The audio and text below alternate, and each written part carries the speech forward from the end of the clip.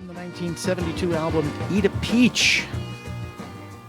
That one's called Ain't Wasting Time No More. Good morning, Vaqueros, DJ Doc V. That's right, didn't go anywhere, just moved the time a little bit. So thanks for joining us on this Friday, February 14th, Valentine's Day. Hopefully you didn't forget. It's a time to be celebrating our partners and making sure they feel special. So do yourself a favor and bring them to the baseball game tonight. Maybe it's not good for everybody, but I'll be there tonight with my partner. We love the fact that it's opening day. It's Valentine's Day. And my alma mater is in town for the weekend playing baseball here at the UTRGV baseball stadium. So today, I have to be honest with you, I'm wearing my SIU gear. I'll be rooting for the Dogs, at least today. I know it's homecoming. It's like so I feel bad.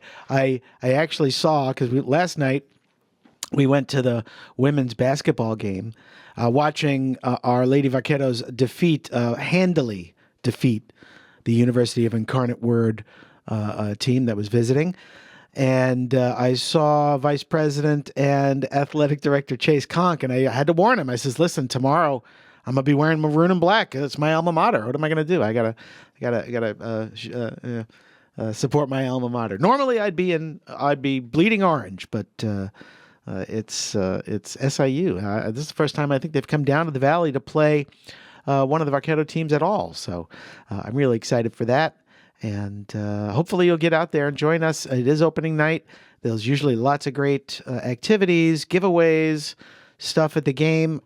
Remember, all UTRGV students get in for free. You just need to bring your student ID. And if you haven't been to the baseball stadium, it is a fantastic venue to see sports. It's outside. Now, let's talk about outside. This is kind of unusual for us here.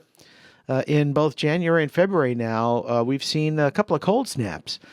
Presently, it is 53 degrees here in the beautiful Upper Rio Grande Valley. Cloudy skies, and we're expecting cloudy skies most of the day with a high of 57. Quite frankly, that's a great temperature to see UTRGV Vaqueros play baseball, because if it's during the day or the sun's out, it's going to be hot. So, one of the people I spoke with last night about tonight's game said, "Yeah, they'll probably beat us because we are not used to playing in the cold, even in February, right?" But it looks like that cold snap is at an end, at least for now. Tomorrow, which keep in mind, SIU Salukis are in town today, tomorrow, and Sunday to play baseball. Tomorrow, the high 87 with mostly sunny skies. Sunday, 71 degrees as a high. Boy, that's going to be a great time to be out during the day to see the Vaqueros take on the Salukis, their last of three games over the weekend. So, and then Monday, back to work with mostly sunny skies and a high of 76, and Tuesday, a high of 86. So we're going up 20 degrees tomorrow. Then we go down 16 degrees. I mean, this is weather in the RGV, right? Although I'm sure it's a challenge elsewhere. So thanks for tuning in. This is Office Hours. I am DJ Doc V. I'll be with you until 11 a.m. And I got some great music picked out for you. That Allman Brothers, let me tell you, has been, I don't know, surely you've experienced the same thing. I can't be all that unique. That you find a song, man, you're like, ooh, I really like it. It's been on repeat. Not just ain't wasting time no more, but that whole record. Great record. It's also got Melissa, which is a great tune by the Allman Brothers that we have played on Vaquero Radio before, as well as One Way Out, which is a live version at Fillmore East, I think it is, and then Blue Sky, which is another. If you're familiar with classic radio or classic rock radio, you've probably heard it before. So, to give us another little taste of classic rock here, let's get back to the music with a little Emerson, Lake, and Palmer. This one is called Carn Evil 9, First Impression, Part 2. How they came up with that name? Don't ask me. I have no idea. I just like the music. This is ELP, Emerson, Lake and Palmer with Karn Evil 9, only on Vaquero Radio, the Valley's student station. British indie group Gomez on Vaquero Radio, the Valley's student station. Good morning. It's 12:21, Friday, February 14th, Valentine's Day here at Vaquero Radio, well, and all over the United States, of course. Coming up at the bottom of the hour, as we do every week in office hours, or on office hours, I should say, we have our This Week in, or This Day in History coming up. And I've got a poem picked out from the 2024 edition of Gallery Magazine.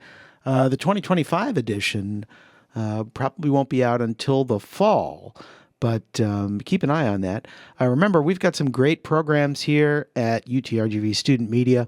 Hopefully, in addition to listening to Vaquero Radio, you're checking us out on our social media platforms. One of the newer ones, Blue Sky, we're on that one now. We mentioned Blue Sky, the song by the Allman Brothers, From E to Peach. Maybe we should use that as a theme or something. I don't know. But you just heard Gomez with Girl-Shaped Love Drug. Before that, Bob Seger and the Silver Bullet Band with Main Street. Boy, that song always makes me think about, because in that second verse, he says, pool halls, the hustlers, right? There was a pool hall in my old neighborhood. Well, not in my neighborhood. I had to travel to it. But there's a place I used to go to, and I remember seeing people, playing, particularly one person, happened to be a female, a pool player, that was a regular at this pool hall. And then one day, when I was much older, tuning into ESPN to watch pool, here she is on the broadcast playing professional pool. I had no idea that she was a professional pool player, but she definitely left an impression. And then so that's Main Street, and then we started off with Emerson, Lake and Palmer. A long title there. Karn Evil 9 First Impression Part 2. It's who knows how they come up with these songs and titles. But it is currently 54 degrees in the upper Rio Grande Valley. We got cloudy skies. So thanks for listening. Hopefully you have downloaded the Radio Garden app and are listening to us there. If not, you're listening to us on the website. Make sure you check out all of our news stories and our weekly newscast, which is broadcast every Monday and then every Wednesday, rebroadcast. So we've got some great content here at Vaquero Radio. Make sure you stick around and consume all of our content. It's available on our social media. And of course, you can go to YouTube, where you could see our weekly newscast, as well as past DJ shows and some other stuff that I was just looking at the YouTube channel, and lots of content on there. So plenty of stuff to keep you busy, get you more in tune with our radio station. Back to the music here. Here's a great tune. Let's pick it up a little bit since we were doing some oldies. This one's from the band Helmet, a favorite of mine. But one of the things I realized recently is that just because you liked a band at one point doesn't mean you might like them forever. Last time I saw Helmet up in San Antonio at Paper Tiger, I don't know. I didn't enjoy the show as much as I have enjoyed. I've seen them multiple times. So, but this is a great one from their, not their original lineup, but their third record, which I think had just replaced one of the original members of Helmet. Remember, started by Page Hamilton in New York City in the 90s. Their Meantime LP, In the Meantime song, still classic staple on alternative radio. But this one's from the album Betty. It's called Tick. So let's check this one out. Only on Vaquero Radio, the Valley's student station. Punk rock band Husker Du with I Apologize from the New Day Rising LP. When you think of punk rock, well, what do you think of? L.A. in the 80s, CBGBs in New York with the Ramones, David Johansen, the Velvet Underground. On the West Coast, you think Black Flag, you think Suicidal Tendencies, you think Circle Jerks, right? All these. Anybody think about St. Paul, Minnesota? That's generally not on the top of the list for where punk rock band. That's where Husker Du's from formed in St. Paul, Minnesota, 1979. The continuous members, Bob Mould, who's still doing it, by the way, still touring, still writing music, still producing music.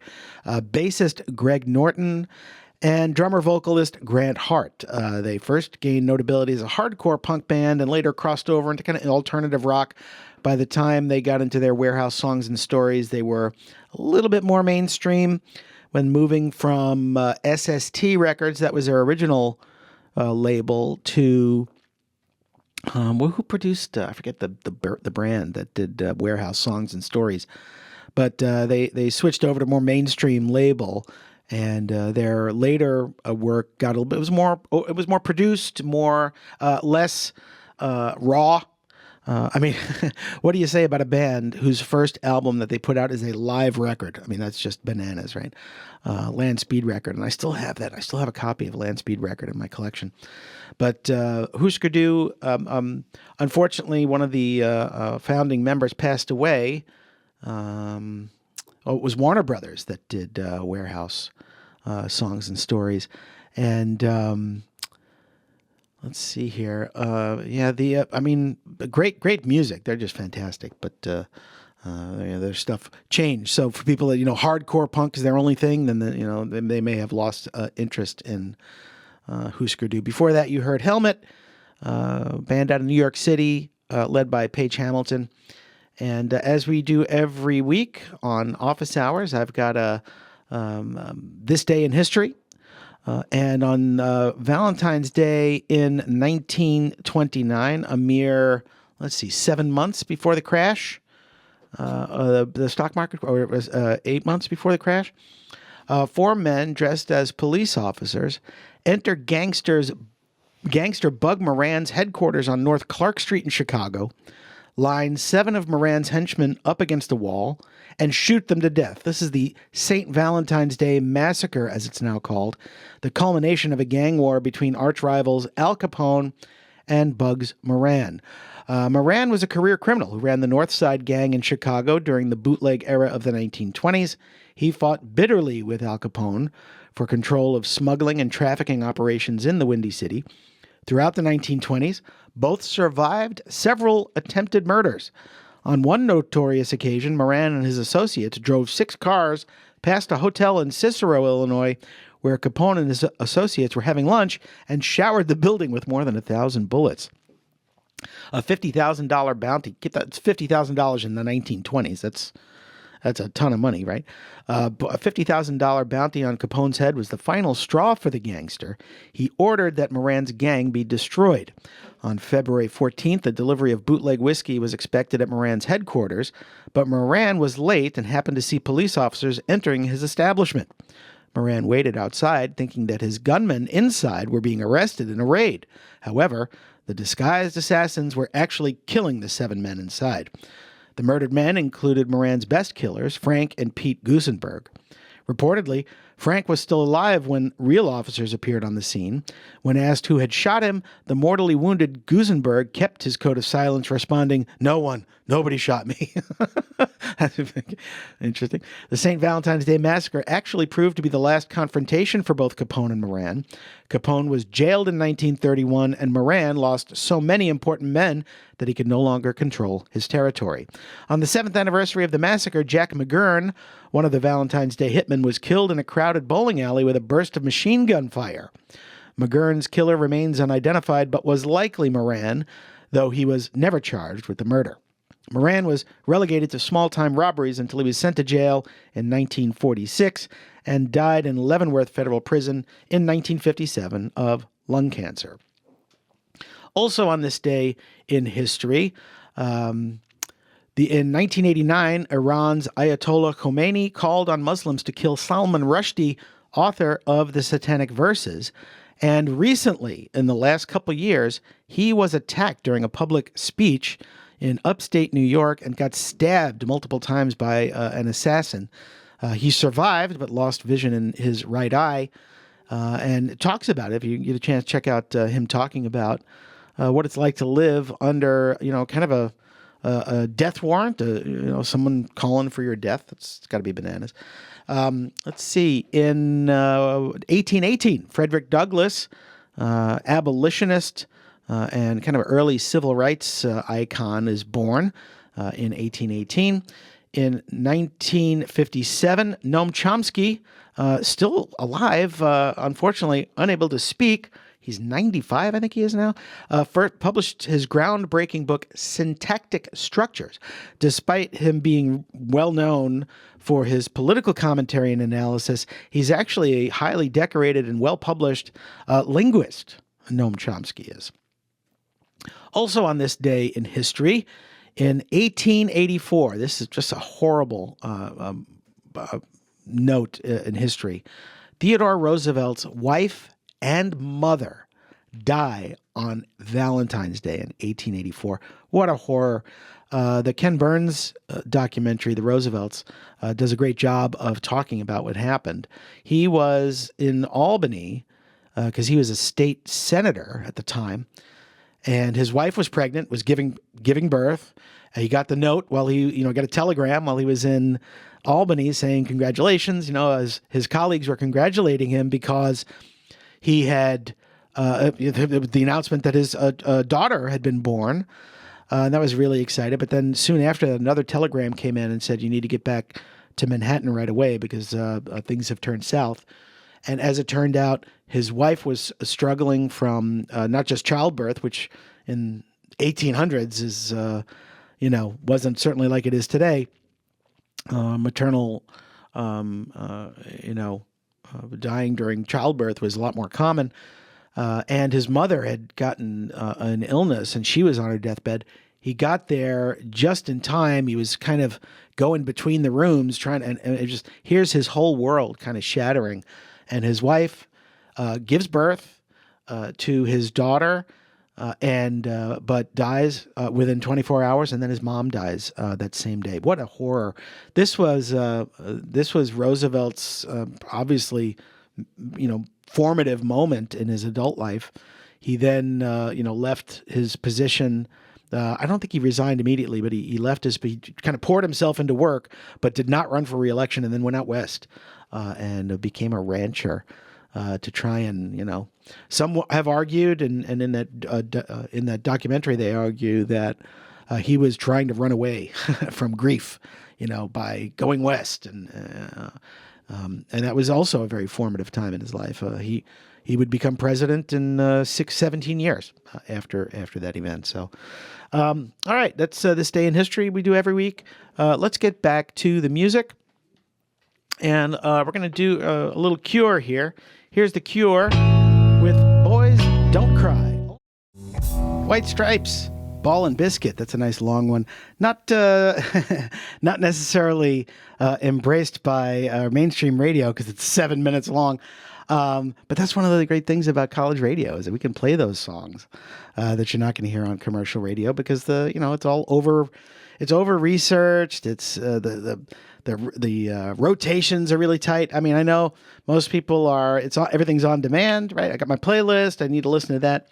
But make sure you keep tuned into Vaquero Radio. You'll hear new stuff. You'll hear stuff you won't hear anywhere else. That's really what makes our station unique and makes us the Valley's student station. Good morning. A few minutes left with you here. This is DJ Doc V. You're listening to Office Hours. It's Friday, February 14th. 10:53 in the AM. PM. It is afternoon already, so I'm used to doing a morning show, right? But got a great poem picked out for you from the 2024 edition of Gallery Magazine. I don't think we've done this one before, even though it has a little dog-eared edge. But this is a poem titled Ocean's 19 by Karina Alegre. Our buried emotions float to the water's surface. I grasp at the versions of you that I can try to protect, but I can't do it alone, not if you don't let me. You jump into the water head first, unafraid, knowing I don't know how to swim. You move away from my fearful arms, leaving me adrift with nothing but loud ocean waves to call a friend. In our world, I was once safe. With your voice at the end of the line, I could close my eyes and breathe easily. It's when you're in front of me that I begin to waver in my beliefs. It's when you say you're listening to me, when you say you care about me, that I know none of it is true. My mind, my world, quickly becomes static and the frequency at which we talk becomes something frightening to hold, like an electric current shoved into a crystal ball. I try to compel it to answer my questions, but get none back in return. There is only the dead of silence staring back at me. You decided to give up on me. As you swam further and further away from me, I had to learn how to kick my own feet back and forth. To survive out in the water, you left me stranded in. Our ocean froze as instantly as it came to be. We can't go back and swim in it. We'll never have it the same way. Not the waves or the truth of what was once my favorite color, blue. From this moment on, we are parted from one another. I will look at the ocean and try not to think of what could have been. If only you had stayed with me, guiding me back toward our Atlantis. That's a poem titled Oceans 19 by Karina N. Alegre. That's from the 2024 edition of Gallery Magazine, another fine production of UTRGV Student Media. I got one more song on the list here for you. This is for a lot of people these days, especially with the new administration coming in. However you feel about it, it's certainly up to you. Everybody's entitled to their own opinion. But some people are looking for ways to assert themselves and their desires. Here's a little Public Enemy for you. This one's titled Fight the Power, only on Vaquera Radio, the Valley's student station.